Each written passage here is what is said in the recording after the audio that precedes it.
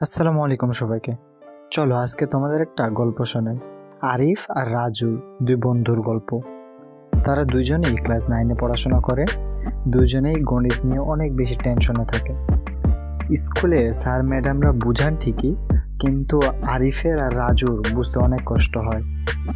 স্কুলে স্যার ম্যাডামরা ব্ল্যাকবোর্ডে লিখে যান, আর বাকি সবার মতো আরিফ রাজু সেটা খাতায় শুধু তুলে রাখে দেয়, কিন্তু তাদের মাথায় আসলে কিছুই ঢুকে না।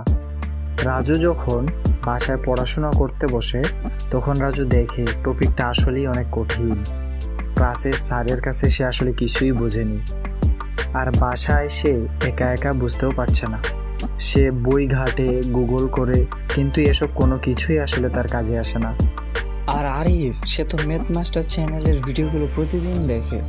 এই ভিডিওগুলোতে সবকিছু ধাপে ধাপে আর সহজে বর্ণনা করা হয়েছে, সহজে সবকিছু বোঝানো হয়েছে, এবং ট্রিক্স আর শর্টকাট সব কিছু এই চ্যানেলেই শেখানো হয়।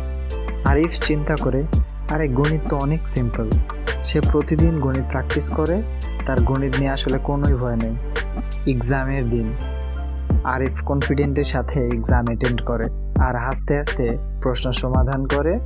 আর অন্যদিকে রাজু প্রশ্ন বুঝতেই পারে না, তার মাথায় প্রচুর গরম হয়ে থাকে, সে আসলে কিছুই লিখতে পারে না।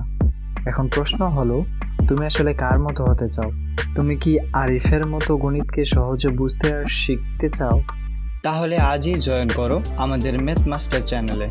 সাবস্ক্রাইব করো আর জয় করো গণিতের ভয়কে।